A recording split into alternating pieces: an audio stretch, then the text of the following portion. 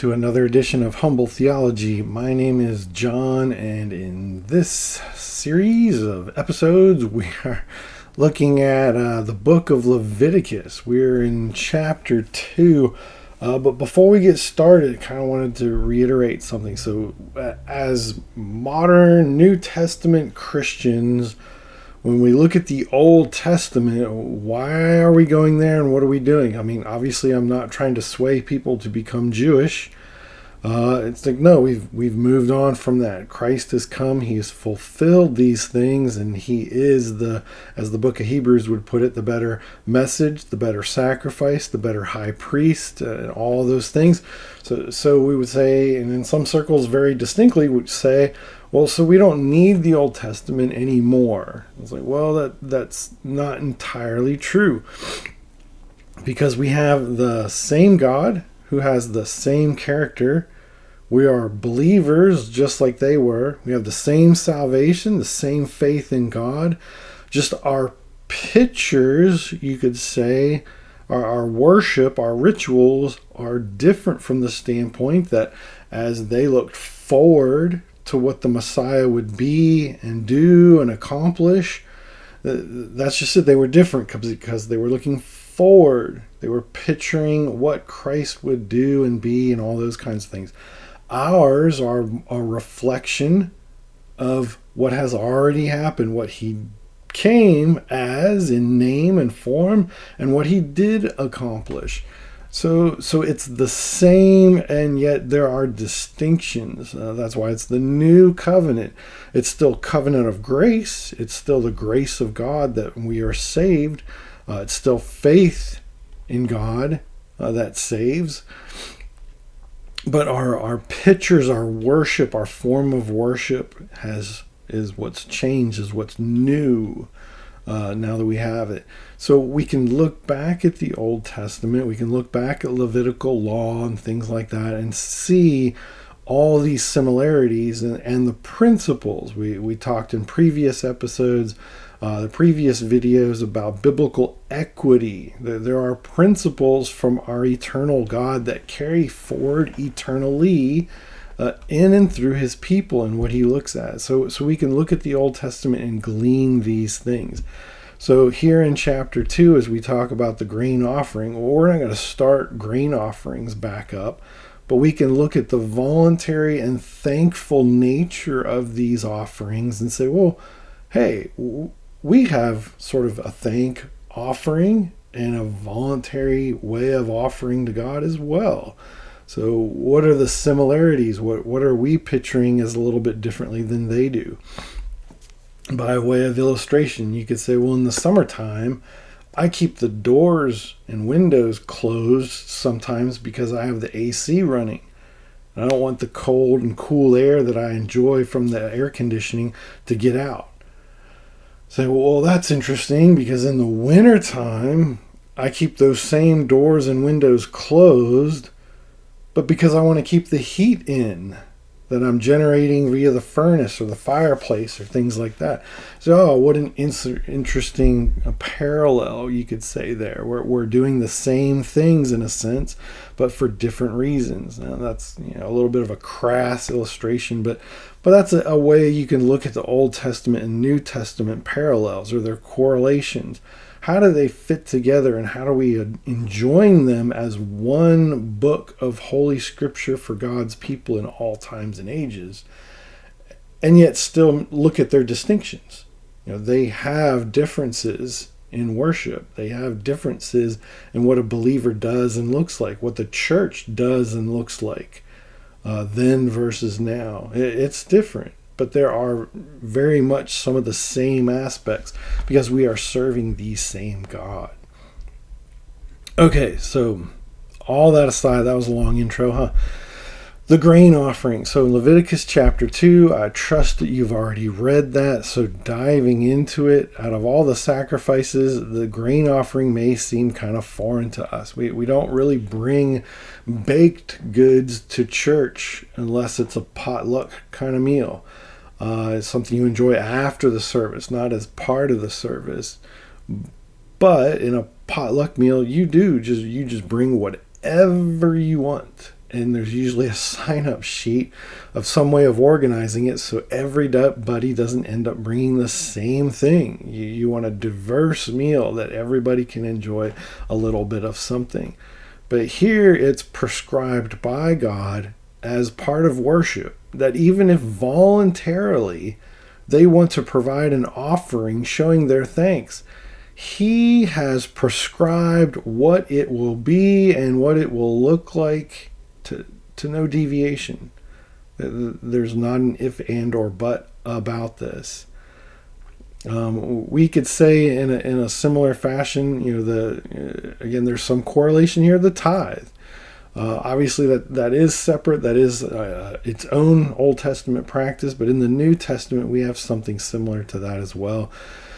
The tithe is somewhat voluntary, and yet there is a prescription for it, the 10% and so forth, that adds to the specificity, can't get that word out, of what it's to look like and how much it is to be. And why is it prescribed that way? Well, just like the grain offering, there's an element of sacrifice in it, what you're giving away, because you don't trust the item itself. So when you're thankful for God to your food and His provision for food, especially in a farming type of culture, we are reliant on crops and things like that, the seasons and their blessings. You're trusting that God provided those things, so you're sacrificing in thankfulness a portion of that back to Him. Same thing in the tithe. When we give of our money back to God, we're saying, I'm thankful for the blessing that I've received in my earnings, and the food and other comforts that money provides in whatever my occupation is. But I don't totally trust the money. I'm not saying, I trust in my money for it. So I'm willing to give a portion of it back to God and to the service of His church. We'll look at that here too as well. But I'm willing to give it back. I'm willing to give away a portion of it because it's not what I trust in. It's only a reflection of my thankfulness to God that I'm willing to give it back. So, again, something similar here from the New Testament to the Old Testament. Well, what was this grain offering? Well, simply, it was fine flour, not just any flour, not something you would grind up real quick. You had to process it, sometimes over and over, mill it over and over again to get the bran and the other little pieces out of it. So it was very fine flour.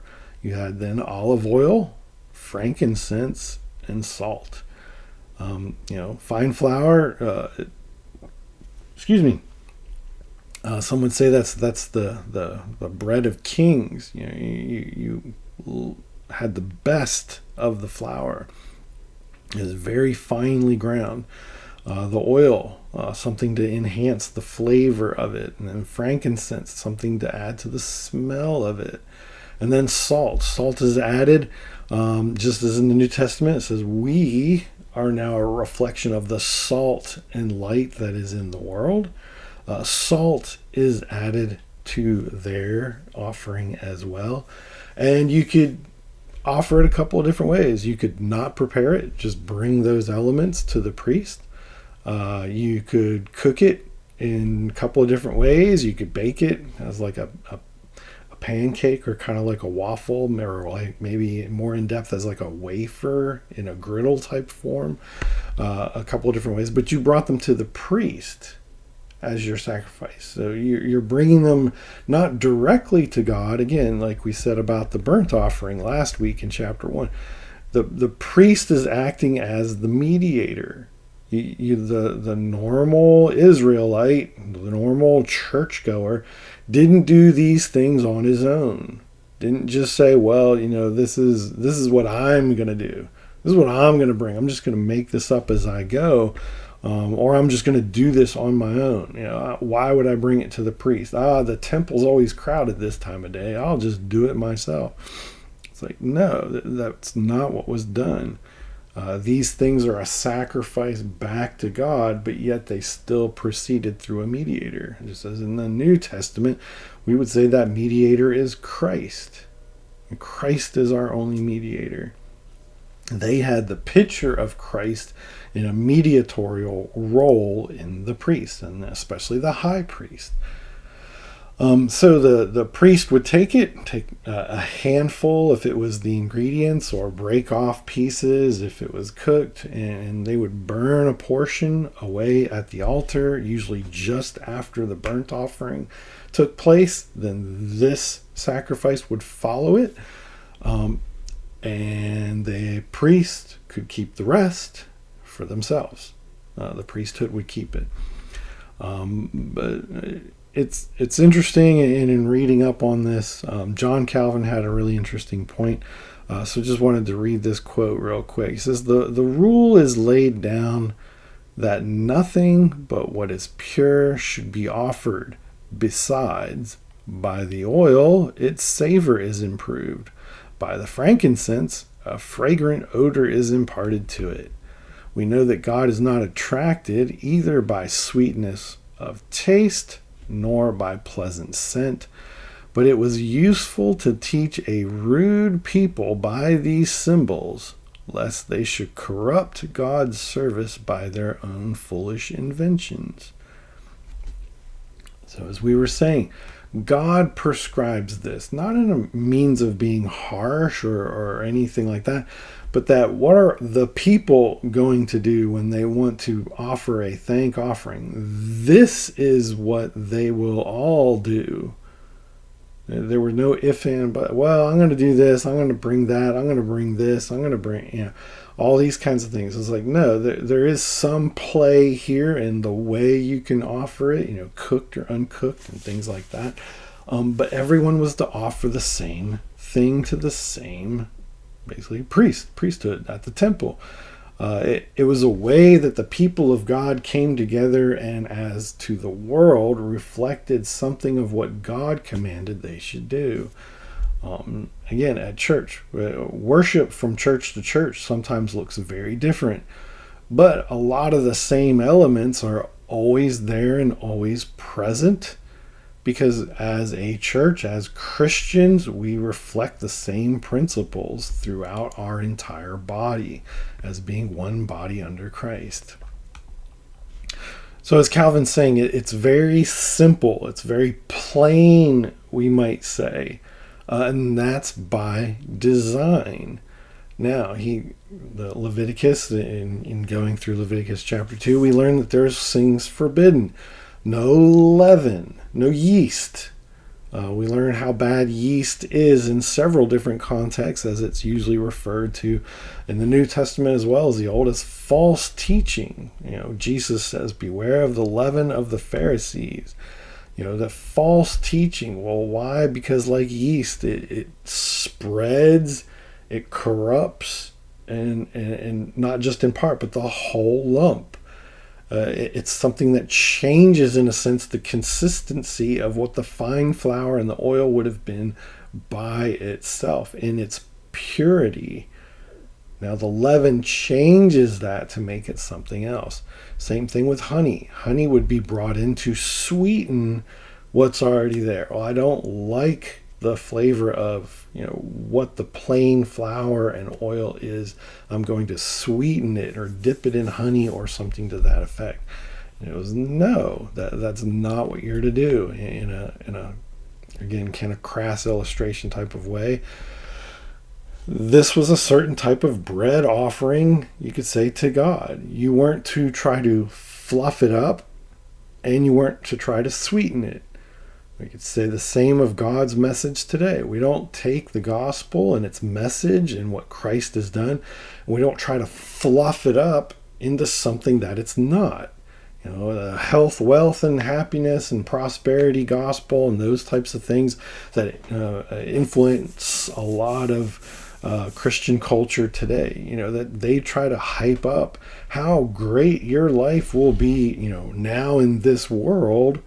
And they're fluffing it up. They're bringing the spiritual realities of what Christ has accomplished for our eternal future, and they drag that into the now to say, you can have all that blessing and everything now. You should be happy, content, rich, famous, and all those types of elements now. They're fluffing it up. They're sweetening it. They're taking honey, in a sense, and trying to put this candy coating on the gospel to sweeten what it is. But no, the gospel message is very simple and it's very plain. Our thankfulness to Christ should be into the simplicity of who he is and what he has accomplished. And again, a lot of that depicted in the previous sacrifice, the burnt offering. So another element of this that I guess we've maybe lost in today's culture because we focus mainly on just the tithe or things like that, is that these are items of everyday life. So your flour, your oil, frankincense to a degree would be an everyday common item. Salt, definitely common everyday item. But these are items from everyday life. Every day Israelites would be coming in contact with these items to be reminded of the providence of God being involved in their everyday life. That they probably made bread with the leaven in it. And they'll say, well, wow, as we eat this in our home because it fluffs it up and we dip it in honey for a more savory, God doesn't want those things. That's interesting. His meal is more simple. His meal is more, and we say it's more pure, it's more holy than the meal we're enjoying. It'd be something for them to think about, the way we think about tithing. Boy, I earned a lot of money this week. What am I going to do with it? Am I thankful to God for it? Do I really trust it? No, but we're surrounded by so many other things that we've purchased with that money. I think we lose some of the insight of the everydayness of God being involved in our everyday lives. Be thankful for the things we have around us. There's a very practical side to this offering, as in the food that's being provided, only a memorial portion is burned up for God at the altar. The rest is provided to the priests so that the work of the temple could continue. Again, we look at the tithe in the New Testament the exact same way. We give money to the church that its mission and that the work of your local church can continue. That's what that money is. It may not be fancy. My tithe helps keep the church lights on. Yes, because otherwise the minister or elders, deacons, whoever would have to be maybe working another extra job to help do those things. In the Old Testament, we would say Nehemiah chapter 13. You could go through that later if you like, but Nehemiah as a prophet, he comes to the temple to see something about its worship, and yet the priests and the temple workers aren't there. They're out in the fields. They've returned to their lands to work because they didn't have any sense of food or income on their own. They had to go and do these things. And he was like, wow, what corruption is this? That the priests aren't able to do these things to function in the temple anymore. The temple worship had basically ceased. They'd taken a time out because these men had to go out and basically work for their own food. They couldn't serve in the temple full time. Paul says the same about, what was meant in the Old Testament for bulls treading out grain. He's like, this wasn't spoken for the sake of the bulls. It was spoken for the sake of the ministers then and now, that they might continue in their service to God and not be basically burdened with having to come up with their own food on a daily basis. That was being provided for them by God and the thankfulness of the people. So lastly, we have the element towards the end of chapter 2 of corn. There's a first fruits offering, which is different than a grain offering. But if from your first fruits is different from that, you didn't have the fine flour, wheat flour, you had corn. Well, there was a certain way to do the corn. You roasted it so that the meal could be basically broken off of it, beaten off of it as a whole ear. You didn't just bring your corn the way you wanted to, as in the first fruits offering. And it was roasted and ground as you could almost say like a flour substitute. But that's really it. Again, I'm not trying to go verse by verse. There are several commentaries that already do that. We're trying to look at this from a high and a very practical level. How do we covenantally, in our relationship with God, a covenant relationship with God, how do we look at the Old Testament, in especially a Levitical, a law book? How do we derive from it practical, insightful things for Christian living? Again, because we serve the same God who has a lot of the same principles. So I hope this study is helping you out. I hope you're being blessed by it. And I thank you for watching and hope to see you next time. Bye-bye.